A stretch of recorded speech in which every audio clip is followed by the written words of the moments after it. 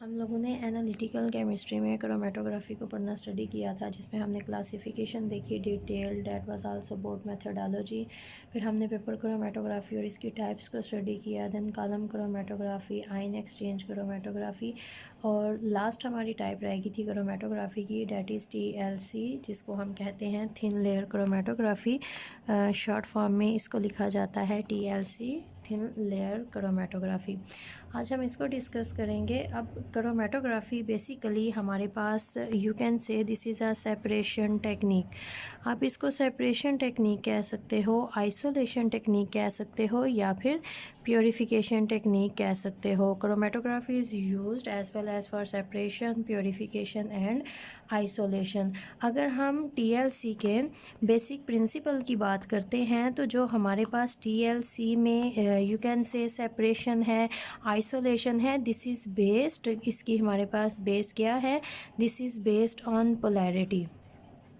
Polarity पे ये क्यों बेस करती है, उसके लिए हम जब TLC को डिटेल में स्टडी करेंगे, then you will came to know कि पोलैरिटी की बात हमने क्यों कहा कि हमारे पास ये जो isolation of components from a mixture या फिर सेपरेशन और प्योरीफिकेशन है कंपोनेंट की, वो बेस करती है प्योरिटी पे। तो जब भी हम क्रोमेटोग्राफी, किसी भी टाइप क्रोमेटोग्राफी को स्टडी करते हैं, डिस्कस करते हैं, तो हमें बेसिक जो हमारी चीज़ें चाहिए होती हैं वो हमारी हैं तीन, जिनको हम डिस्कस करते हैं। स्टेशनरी फ़ेज़ है हमारे पास, मोबाइल फ़ेज़ है हमारे पास, और जो हमारे पास सबसे लास्ट थिंग आती है, डेट इज़ कंपाउंड। आप इसको कंपाउंड कह सकते हो, या फिर आप इसको कह सकते हो कि हमारा कंपोनेंट। अब जो कंपोनेंट है वो तो हमें होता है गिवन, और अगर हम TLC की बात कर रहे हैं तो स्टेशनरी फ़ेज़ इज़ फिक्स्ड, कि स्टेशनरी फ़ेज़ हमारे पास यहाँ पर होती है पोलर। तो अगर हम अपने कंपाउंड की बात करते हैं, कंपोनेंट की बात करते हैं, जो कि गिवन होगा, तो वो भी पोलर इन नेचर होगा। और मोबाइल फ़ेज़ जो हम सेलेक्ट करेंगे, वो सिलेक्ट करेंगे on the basis of stationary phase, और कंपोनेंट को भी देखा जाता है। स्टेशनरी फ़ेज़ अगर हमारे पास पोलर है, तो फिर जो हम मोबाइल फ़ेज़ यूज़ करेंगे वो हमारे पास होनी चाहिए लेस पोलर। अब इससे पहले जो हमने क्रोमेटोग्राफी की टाइप्स पढ़ी हैं, वहाँ पर हमने बहुत ज़्यादा मोबाइल फ़ेज़ की डिफरेंट मोबाइल फ़ेज़ेस को स्टडी कर लिया है, डिस्कस कर लिया हुआ है, किस तरह से पेयर करके आपस में डिफरेंट सॉल्यूशंस को पेयर किया जाता है, as a mobile phase use किया जाता है। तो दोबारा से TLC में हम वो वाला पोर्शन ऐड नहीं करेंगे। तो मोबाइल फ़ेज़ का हमारा जो पोर्शन है वो ऑलरेडी इससे पहले की क्रोमेटोग्राफीज़ में हम डिस्कस कर चुके हैं। कुछ एग्जाम्पल्स भी हमने देखी थी, कुछ सोल्यूशंस का हमने मिक्सचर देखा था, जिसको एज अ मोबाइल फ़ेज़ हम यूज़ करते हैं। तो बेसिक चीज़ जो हम TLC में डिस्कस करेंगे, जो डिटेल में हम लोग यहाँ पर देखेंगे, that is about stationary phase. हम स्टेशनरी फ़ेज़ कौन सी लेते हैं? Actually TLC is different from other chromatography due to stationary phase, तो इसलिए स्टेशनरी फ़ेज़ को हम यहाँ पर डिस्कस करेंगे। तो स्टेशनरी फ़ेज़ होता हमारे पास TLC में क्या होता है, TLC के नेम से ही आपको पता चल जाएगा, this is thin layer chromatography. अब हमारे पास क्या होता है, सबसे पहले हमारे पास एक ग्लास प्लेट है। ग्लास प्लेट के ऊपर हम क्या करते हैं, एक थिन लेयर करते हैं अपनी स्टेशनरी फ़ेज़ की। अब स्टेशनरी फ़ेज़ यहाँ पर कौन सी होगी, किसकी हम थिन लेयर ग्लास प्लेट के ऊपर कोट करेंगे? तो बहुत ज़्यादा यूज़ होने वाली स्टेशनरी फ़ेज़ेस हमारे पास दो हैं, या तो हम यूज़ कर लेते हैं सिलिका को, या फिर इसके अलावा यूज़ किया जाता है एलुमिना को। ये दो हमारे पास स्टेशनरी फ़ेज़ेस हैं इन TLC सबसे ज़्यादा यूज़ होने वाली। हमारे पास एक ग्लास प्लेट होती है, ग्लास प्लेट के ऊपर हमें अगर सिलिका या फिर एलुमिना जिसकी भी थिन लेयर देनी होती है, हम उसकी स्लरी बनाते हैं, मतलब उसकी पेस्ट बनाई जाती है। पेस्ट बनाने के बाद ग्लास प्लेट के ऊपर उसकी बहुत एक थिन लेयर अप्लाई की जाती है, और अप्लाई करने के बाद हम उसको माइक्रो में रखते हैं, जहाँ पर सारे का सारा मॉइस्चर रिमूव हो जाता है, और हमारे पास सिलिका या फिर एलुमिना की लेयर जो है ग्लास प्लेट के ऊपर डिवेलप हो जाती है। अब अगर हम ग्लास प्लेट की बात करते हैं, या फिर आप कह सकते हो अगर हम बात करते हैं TLC प्लेट की, तो जो हमारे पास TLC प्लेट होती हैं, these TLC plates are of two types. Two types हमारे पास कौन सी होती हैं? एक तो हमारे पास ग्लास प्लेट वो होगी जिसको हम कहते हैं रेडी टू यूज़। अब ready to use glass plate हमारे पास कौन सी होगी जो कि हम परचेज़ कर सकते हैं मार्केट से। मार्केट से आपको रेडी टू यूज़ पहले से ही थिन लेयर अप्लाई की हुई टीएलसी प्लेट मिल जाएगी बनी हुई। खुद से आपको पेस्ट बना के फिर उसकी लेयर दे के और उसको ड्राई नहीं करना पड़ेगा। दूसरी वो होती हैं डेफिनेटली जिनको हम करते हैं लैब में prepare, they are prepared in lab. तो टीएलसी प्लेट्स हो गई हमारे पास दो, एक तो हमें बनी बनाई मिल जाएंगी, दूसरी वो हैं जो कि हमें खुद से करनी पड़ेंगी प्रिपेयर। अब हमारे पास जो लैब में ग्लास प्लेट्स होती हैं, मतलब ये जो हमारे पास सेकंड टाइप आती है, this is further divided into two categories. अब ये कौन कौन सी हमारे पास कैटेगरीज़ हैं? दे मे बी, या तो ये हमारे पास हो सकती हैं माइक्रोस्कोपिक। माइक्रोस्कोपी कौन सी होंगी? जो कि साइज़ में बहुत ज़्यादा छोटी होंगी। दूसरी हमारे पास वो होती हैं जिनको हम कहते हैं बिगर, मतलब कि साइज़ में हमारे पास बड़ी होती हैं। ये जो ग्लास स्लाइड्स होती हैं हमारे पास, ग्लास प्लेट्स होती हैं, ये दो तरह की होती हैं जो हम लैब में खुद बनाते हैं, बहुत स्मॉलर साइज़ की या फिर बिगर इन साइज़। बिगर भी बहुत ज़्यादा बिगर नहीं होती, माइक्रोस्कोपिक बहुत ही स्मॉल साइज़ की हमारे पास ग्लास प्लेट्स होती हैं। बिगर साइज़ में थोड़ी सी बड़ी होती हैं। माइक्रोस्कोपिंग के साथ जो वर्किंग आती है वो बहुत ही ज़्यादा डिफ़िकल्ट होती है हैंडल करना, इनके ऊपर स्पॉट लगाना, फिर स्पॉट जो डेवलप हो रहे हैं स्टडी टीएलसी में कंपेयर करके किया जाता है। स्पेसिमन पहले से होते हैं, वैल्यूज़ के साथ कंपेयर करके अपने कंक्लूजन्स रिजल्ट्स दिए जाते हैं। तो TLC is already very sensitive chromatography, और माइक्रोस्कोपी के साथ वर्क करना और भी ज़्यादा मुश्किल है। बिगर इन साइज़ थोड़ी सी बड़ी होती हैं, वहाँ पर जो हमारे पास आरएफ वैल्यूज़ होती है कैलकुलेट करना आसान है, कंपैरिजन करना थोड़ा सा आसान होता है। अब ग्लास स्लाइड एक टर्म यूज़ की जाती है, अगर उसको हम यहाँ पर डिस्कस करें तो हमारे पास एक टर्म होती है जिसको हम कहते हैं ग्लास स्लाइड। अब ग्लास स्लाइड क्या होता है? अगर आपने ग्लास प्लेट के ऊपर, for example we are working with silica, आपने सिलिका जेल अप्लाई की है, आपने सिलिका जेल की एक थिन लेयर दी हुई है ग्लास प्लेट के ऊपर, तो उसको आप कहोगे ग्लास स्लाइड। अगर आपसे पूछ लिया जाए शॉर्ट क्वेश्चन में व्हाट इज़ ग्लास स्लाइड, तो ग्लास प्लेट के ऊपर जब आप सिलिका की थिन लेयर अप्लाई करते हो तो उसको हम कहते हैं ग्लास स्लाइड। अब ये तो वो हो गई जो कि हमारे पास लैब में प्रिपेयर होती हैं।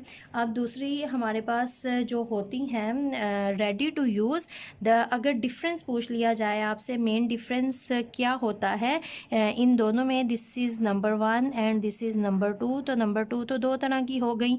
और सबसे पहले क्या किया जाता है, अगर बेसिक बात की जाए, जब हम लैब में प्रिपेयर करते हैं तो ये हमारे पास है ग्लास प्लेट, इसके ऊपर सबसे पहले हम सिलिका जेल की एक थिन लेयर अप्लाई करेंगे, उसके ऊपर दोबारा से अप्लाई करेंगे हम सिलिका जेल की लेयर। 2 लेयर क्यों दी जाती हैं उसको बाद में डिस्कस करते हैं।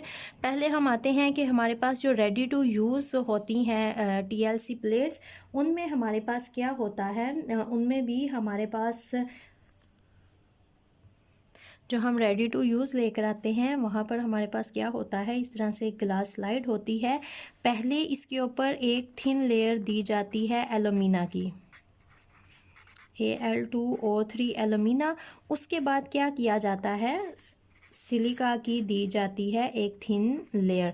जबकि अगर हम लैब में काम करें तो हम सिलिका जेल ही बनाते हैं, उसकी थिन लेयर देते हैं, फिर दोबारा से उसके ऊपर थिन लेयर दी जाती है।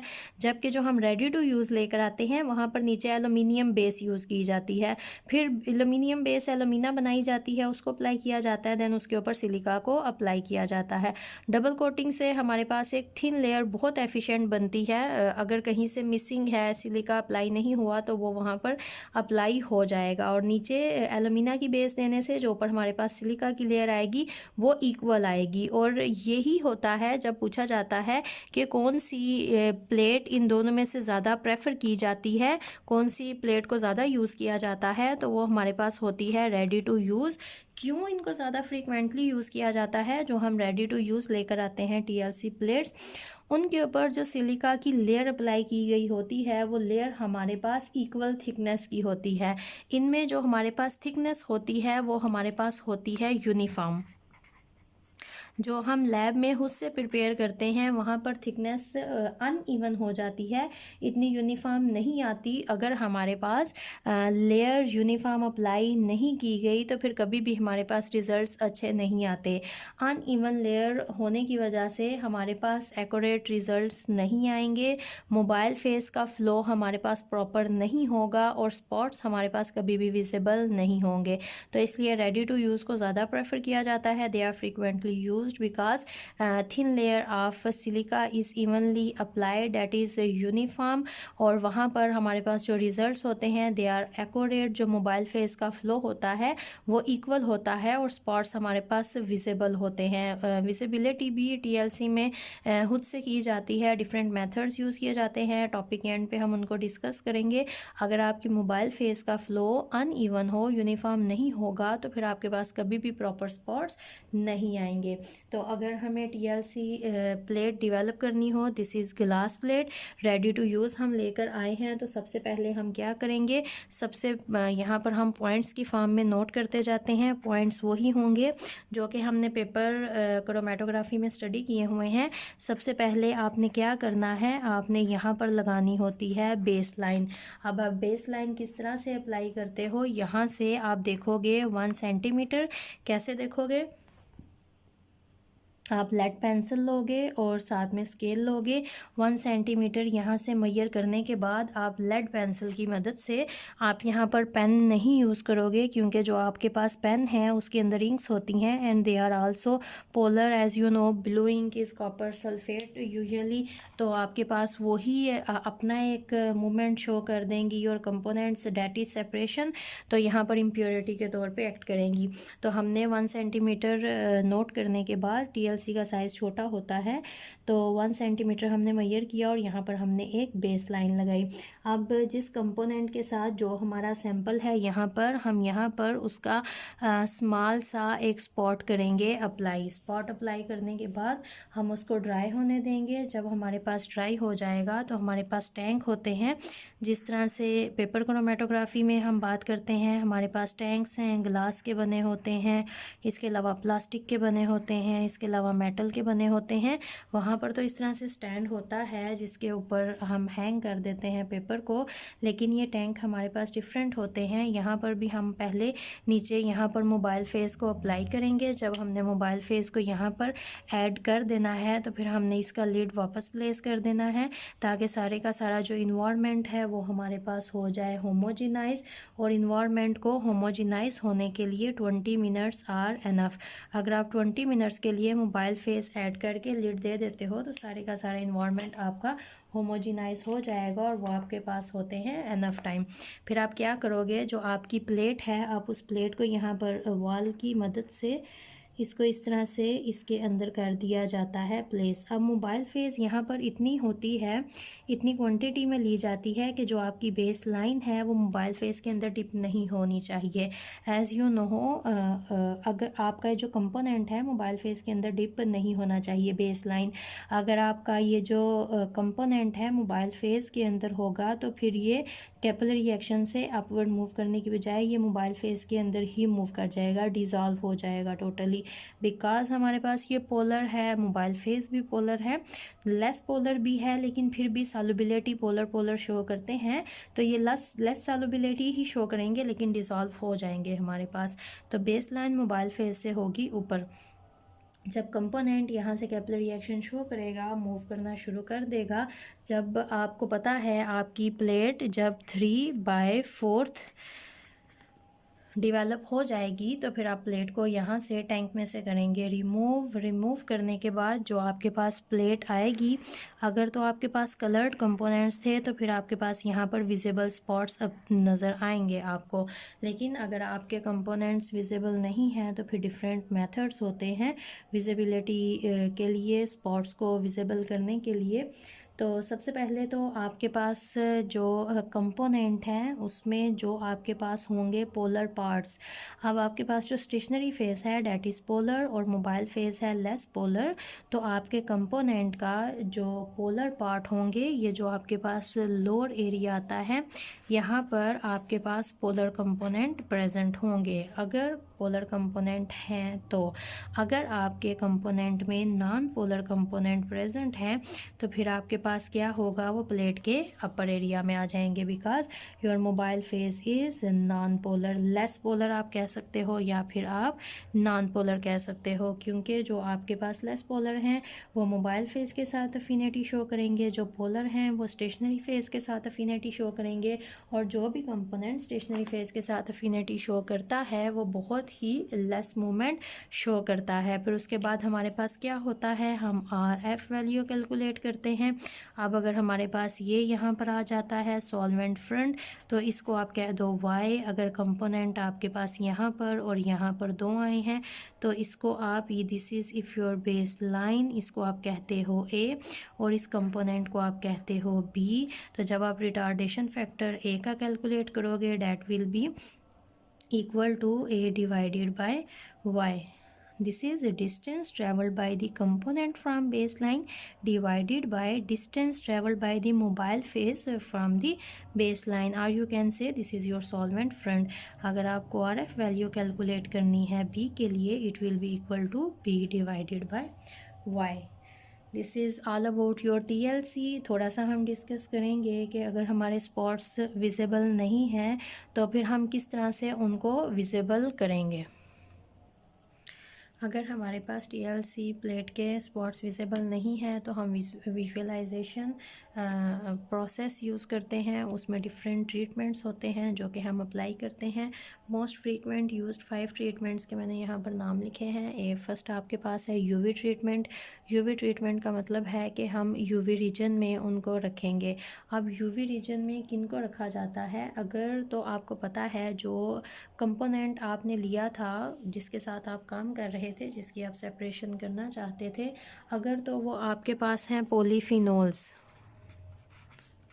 फिनोल आपके पास होता है C6H5। अगर आपके पास पॉलीफिनोल्स हैं तो पॉलीफिनोल्स को जैसे ही UV रीजन में रखा जाता है वो शाइन करना शुरू कर देती हैं। तो जब वो शाइन करेंगी, जिस जगह पे आपके पास शाइन होगी, इसका मतलब है वहाँ पर आपके पास स्पॉट हैं। जैसे ही आप अगर पॉलीफिनोल हैं तो आप UV रीजन में जैसे ही उनको प्लेस करेंगे, आपके जो कंपोनेंट्स हैं वो शाइन करना शुरू कर देंगे। अब सेकेंड आपके पास आता है एसर ट्रीटमेंट। तो एसर ट्रीटमेंट में हम क्या करते हैं, हमारे पास एसिड सॉल्यूशन होते हैं, हमने एसिड सॉल्यूशन बनाए होते हैं, वहाँ पर हमारी जो प्लेट होती है हम उसको डिप करते हैं। हमारे पास एसिड सॉल्यूशन होंगे, जो हमारी प्लेट है हम अपनी प्लेट को एसिड सॉल्यूशन के अंदर करेंगे डिप करने के बाद हम इनको एयर ड्राई करते हैं, मतलब माइक्रो में नहीं रखेंगे, सिर्फ हमने सिंपल इनको एयर ड्राई करना है। एयर ड्राई करने के बाद मींस पहले आपने, अगर हम यहाँ पर नंबरिंग दें, पहले आपने डिप करना है, डिप करने के बाद आपने एयर ड्राई करना है, एयर ड्राई करने के बाद आपने प्लेट को करना है हॉट। जब आप हॉट करोगे तो आपके पास वहाँ पर ब्राउन कलर के स्पॉट हो जाएंगे डेवलप। अब आपके पास थर्ड जो मेथड आता है, थर्ड मेथड आता है iodine vapour treatment. Iodine vapour treatment में क्या किया जाता है, आयोडीन वेपर ट्रीटमेंट में हम लोग